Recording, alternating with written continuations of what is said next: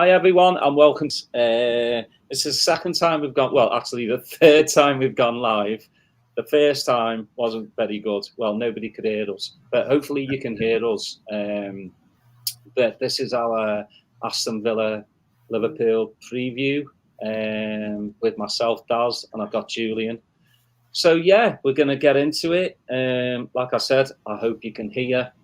Please let us know in the comments if you can't. But yeah, Klopp had a presser this morning. It came out 5 a.m. over here in the States, and just like Klopp normally does, he has a good laugh, and I think that's one of the many reasons why I think we'll miss Klopp.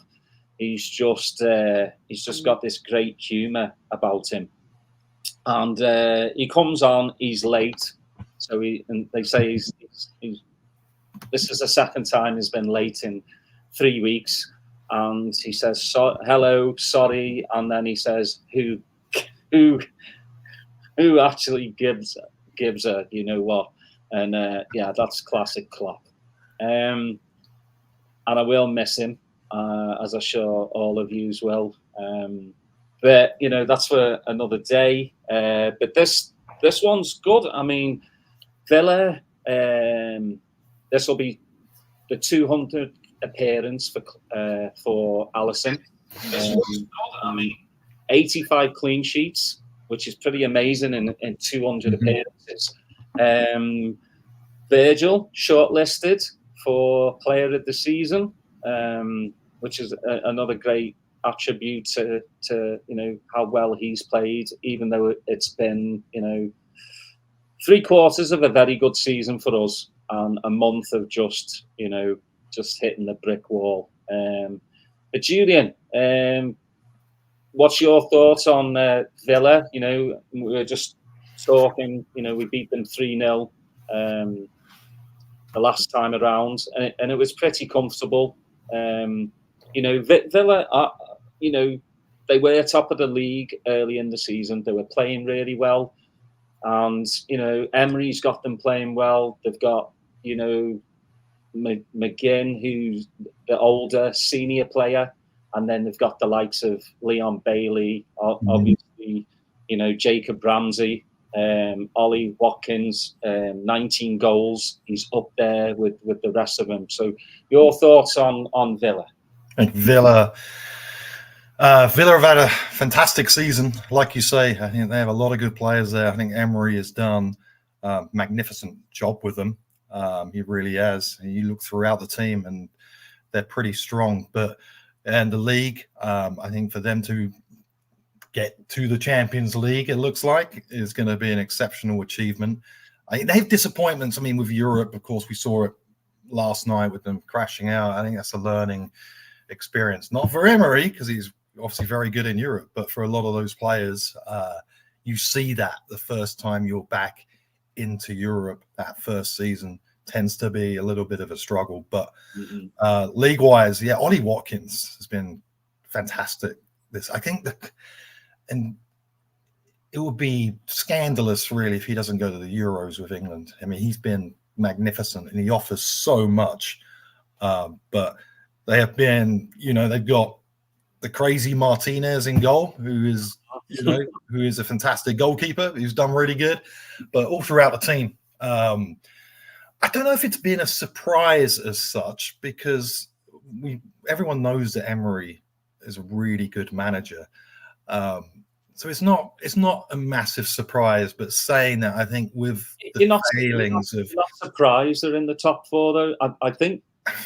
It's hard because, I mean, Emery historically has a very good record with pretty much every team that he has been at. But then you combine that with the Chelsea transition, the mess that Manchester United are in, Tottenham, of course. Tottenham. So, but yeah, I mean, and then obviously Newcastle had Champions League this season as well. That hurt them as well. But yeah, well done to Villa. I think they have had a magnificent season, doing really well.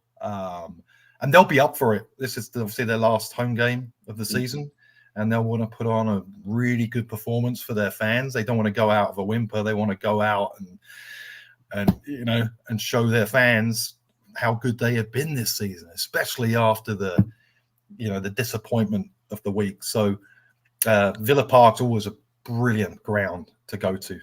Yeah, for us, I mean, we have that's the most wins away from home in for us in any other Premier League team, which is crazy because I looked at the stats this morning, and usually Villa Park's are really tough. Yeah, I mean, that won't really harp on that 7-0 when they beat us, when we obviously didn't even get off the coach that day. That was just a bizarre bizarre result. But yeah, I just think Villa have the players that can hurt us, but I think with them playing on Thursday and travelling back from Greece, it's one of those, isn't it? Like when you have a week off, you have time to think, you have time to recuperate, but then you've lost some of that,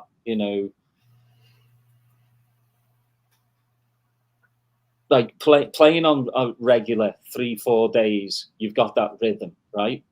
Yeah. Like you said, Villa, this will be their last match at home. They're going to want to really play well, in between, like going out of the Europa Conference League. They're going to want to, end the season on a high. So they're tough. I mean, they have players that can hurt us, most definitely. Like we said, Ollie Watkins, you've got Tillemans, who seems to have recharged his batteries, because he wasn't doing too well last season, and I think the move has really helped him. Yeah. He scored some cracking goals this season as well. So, on the other hand, we've got a team that should beat them. We can, and we saw that against Spurs last week. The player, we can relax. The pressure is off now, and that was last week. Going forward, especially, was one of our best performances for a while. And yeah, I mean, we can earn them. We can go there. We can play relax. I just hope, and Jurgen touched upon this in his press conference, I hope that Jurgen stays calm, maybe just sits down, keeps his mouth shut the entire game, because if he gets a yellow card, right, then he's going to be suspended for that last home game, which would be a nightmare. And whoever the ref is for this Villa game will probably know this. And depending on the referee, hopefully this ref doesn't want to be more freaking notorious or famous than he is and does that. But hopefully Jurgen stays calm. But regress. Let's go. Let me just talk about the press conference a little bit. It's good to see him looking relaxed, looking happy. Like the humor is back. He's obviously happy in a way that it's coming to an end, so he can relax and not actually do these press conferences again, which he obviously is not a fan of. But let me ask you about this, because he spoke about Harvey Elliott, which was interesting. We all know Harvey Elliott has massive potential, and I think he's come on leap and bounds this season, possibly his best season for us. And Klopp mentioned that maybe his regret is not starting him in more games. What do you think about that? Yeah, it's, for me, that's a bit hindsight, though, isn't it? I don't think he thought, or we thought, of the drop off of Szoboszlai, because you would think our midfield, if he was playing like he was in the beginning, Szoboszlai, it would be Szoboszlai, Endo, and Maka. Yeah. That would be mine from what I saw in the first 6 months. But Elliott has, I think, proved a lot of people wrong. I just think a lot of people have just gone, it's a flash in the pan.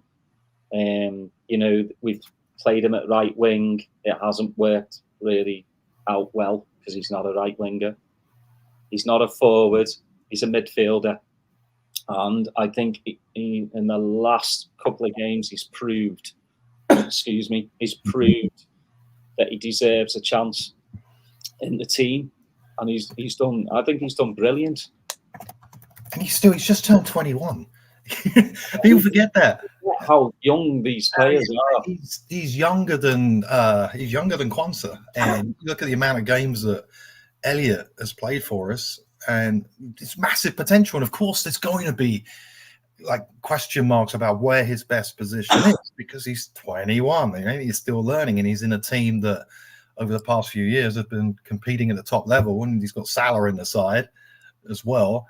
And he's got some quality midfielders as well. But I mean, there's definitely some hindsight with what Klopp said. I think it gives a good indication, though, that he would be silly saying that, and Elliot doesn't start on Monday. So I would think he's a shoo-in to start on Monday. But he has been. His goal against Spurs, yes, it was magnificent. But we know he has that in his locker, right? Elliot, we know he has that within him. I think his challenge is to do that more and score more goals and get more assists. That's kind of like the next stage of his development. Yeah, I agree with you. I just think he'll get better and better. And you know what? Maybe him not going to the Euros this year might help him. I think have a full pre-season. He'll come to the US. I think so, because he has, and there's a lot of players that play in his position that are English that he's up against, right? Who have played more, have played more consistently, and so I get it. If he doesn't go, it makes complete sense to me, considering he hasn't really had an opportunity for the top level in England. But I'm all good for Liverpool. So yeah, good pre-season under his belt, come in and under the new manager and see how he does. But his potential is, I was just looking now, and he's played 117 times for us. That's a lot. And 21. 117. And if you look at like last season's 22-23, played 46 games. This season, he's played 51. That's astonishing. So he's played a lot. And a lot of those have been from the start. There's been a few off the bench, but I would hasten to guess that a lot of those are going to be starting. So, yeah, I agree. I think he starts this one and the Wolves game. I just do. It just seems to be working. So why break that up? But talking of teams, what's your lineup? Well, first I want to say hi, Venkat and Dan. I see you both there. Hi, boys. Welcome. Lineups, I guess going to the press conference as well, he gave a shout to Kwanzaa as well and spoke about Kwanzaa. So I would expect him to start. But I would think, barring, of course, any injuries or any disasters that happen in the next few days over the weekend, probably Addison, Trent, Kwanzaa, Virgil, Robbo, midfield, Endo, Elliot, McAllister. Then it gets a little bit interesting. Probably Salah will start, Gakpo, Diaz. Yeah, that's who I've got. I just think he'll keep Núñez on the bench. And it was good to listen to Klopp in the presser as well about Núñez. Mm-hmm. I just think, just like any striker, once they've gone through like a barren stretch, and it's not even that barren. He hasn't scored in the last 6 games. That's it. Not 20. People are making this massive, like, he's not scored in a long time, and he has got 18 goals this season. Well, it's been since, like a lot of our players, the fall off was since that international break, and before that he was doing really well.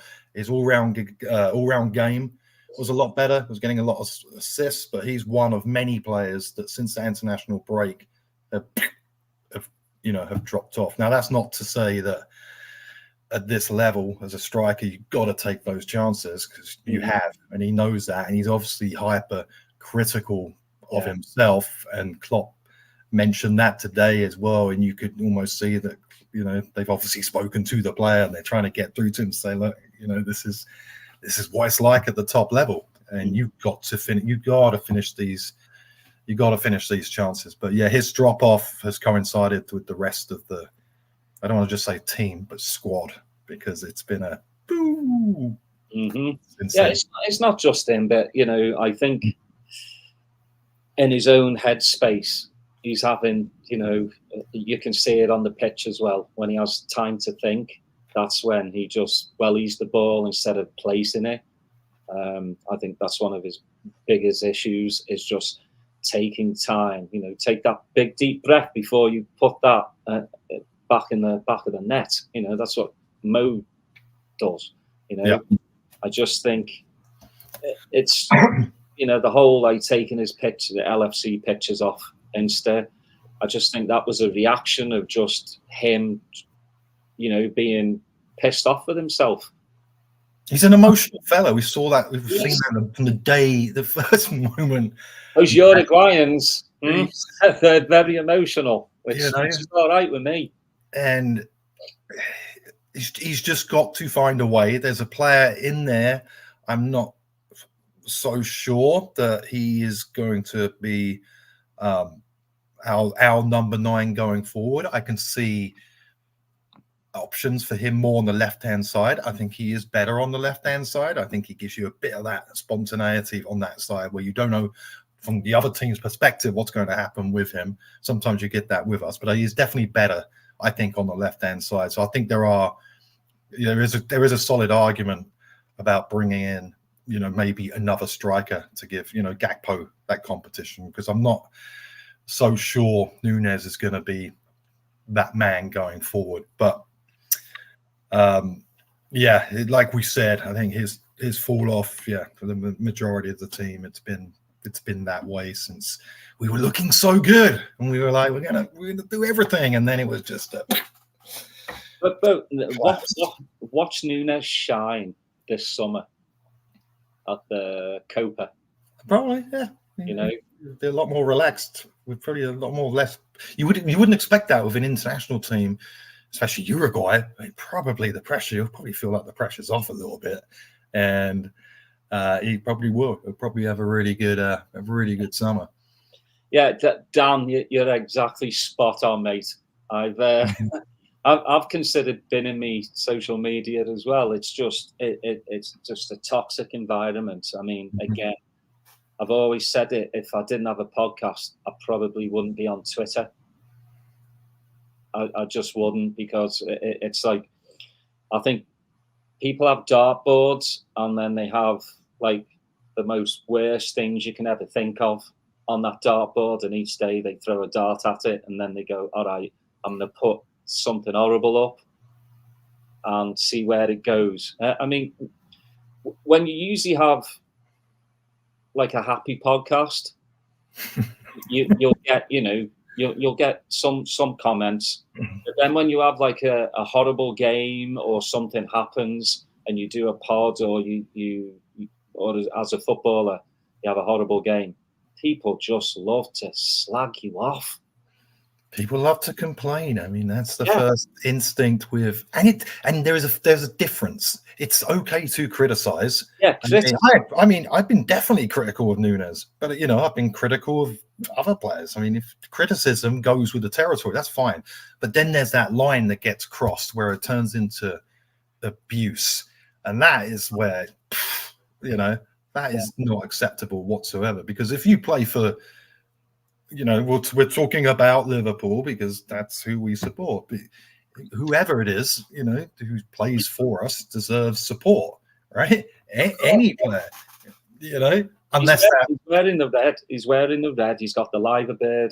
Yep. His chest. You support them, and exactly like you said, you can criticize without calling them names. Mm-hmm. Criticize like how maybe his attitude has been. But you know what? When I see him walk off the pitch, and the people were saying, oh, he just walks straight down the tunnel. As a footballer, I can't imagine the pressure that he's under to score these goals. Mm-hmm. He was bought for a lot of money. He was. Yep. I mean, people hit the comparison that people are like, well, Haaland was only 40 something million. Yeah, he was, but he's on, how much, 700k a week. Right. Massive difference. And, Haaland's knocking him in, while Nunes isn't. And I think that's where the comparison should stop. Yeah, and they're always gonna use that lazy comparison because they both arrived at the, Yeah, that's at it. the same time. And one's joining Man City and one's joining Liverpool. And then, of course, Nunes scored the goal and the charity shield, and then Haaland did a stinker. So they're going to compare them. But moving on from Nunes, I think Venkat has a question about Emery here. How do you rate Unai Emery as a manager in comparison to the best in the game, like Klopp, Pep, and Ancelotti? Do you rate him tactically? Daz? Best in the game? No, not yet. He had his time at Sevilla, did really well. But then, remember, he came to Arsenal and he just wasn't up to par. I would like to see him, no disrespect to Villa, but I would like to see him at a bigger club to see what he can do again. I'm sure he's learned from his mistakes at Arsenal. But I mean, there was even talk, we've talked about it before. Slot, how would Emery fit at Liverpool? I think he would do well. I do. I mean, we'd all give him the backing, but tactically, I think he's really good. But obviously, he's not in that top 5 bracket yet.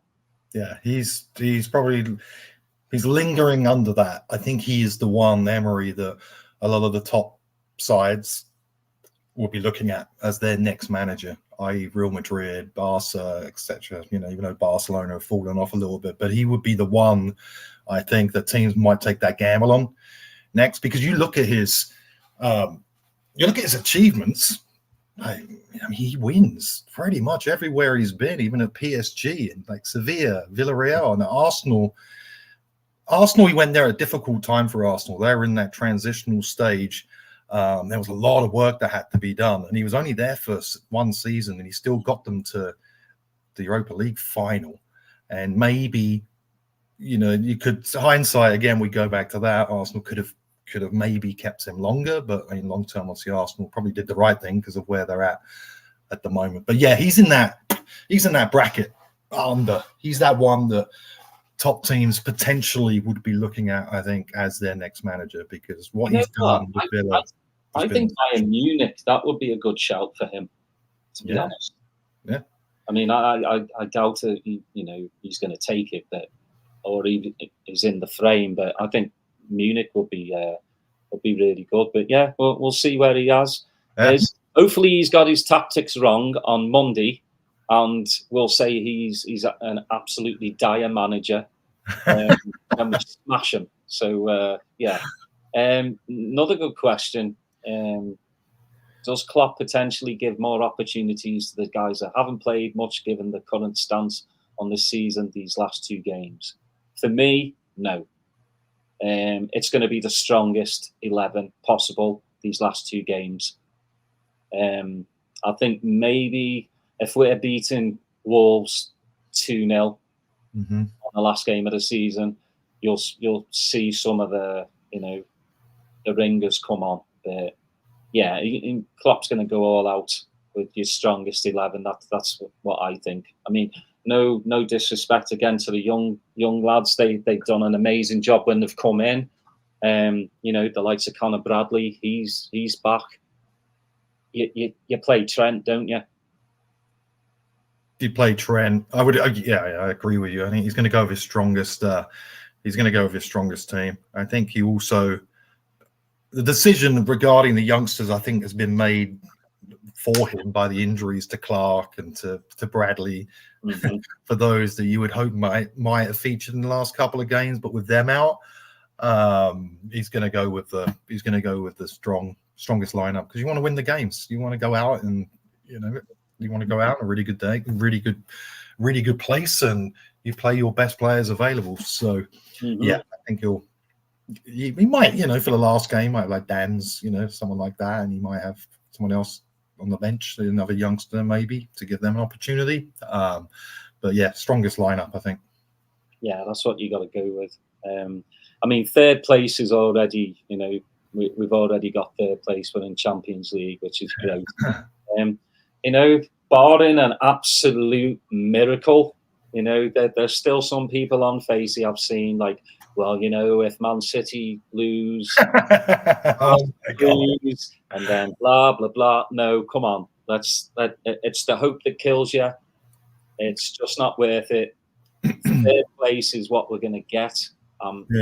You asked me a month ago, it would have been a different answer. But you know what? At the end of the day, we're back in the Champions League. We've won a trophy, and these last two games, just got to give it our all. Send Klopp with two wins. That's it. What he deserves. I still don't like talking about it. I can't believe he's 2 games away. This is his last away game for Liverpool, and it's starting to hit deep.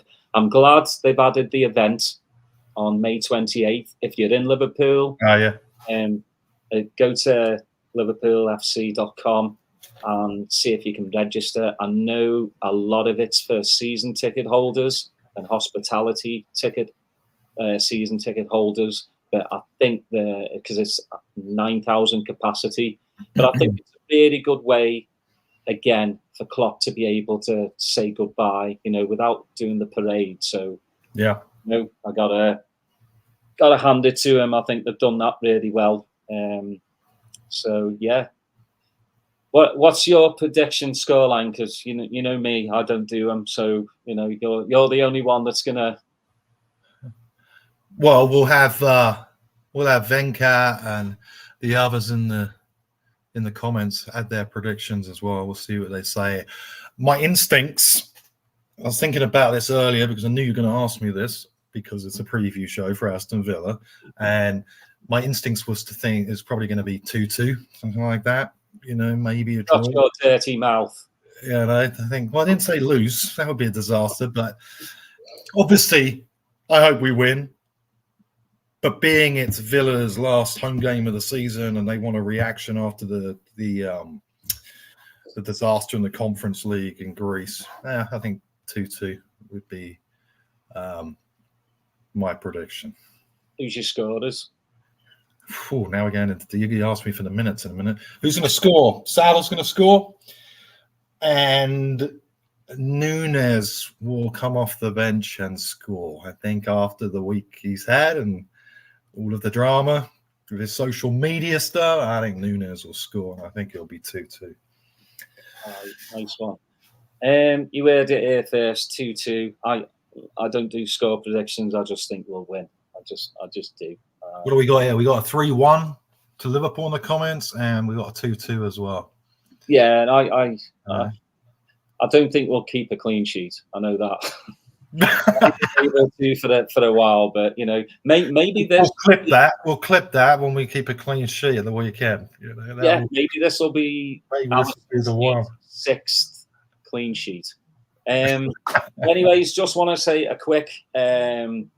I'm wearing the T-shirt Up the Reds.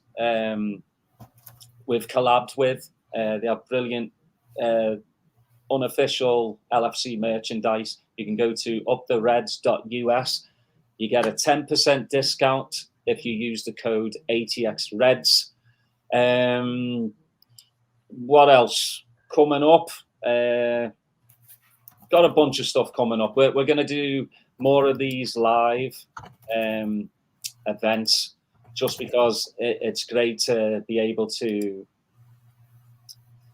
get the comments in, be able to read your names out. We really appreciate you tuning in and listening. So yeah, more live events coming. Anything else, Julian? Nah, I like the setup. It's pretty cool. Yeah, I agree with you. I think we'll do more of these. We'll see our lovely faces on a regular basis. So, oh boy. Until next time, we'll see you later.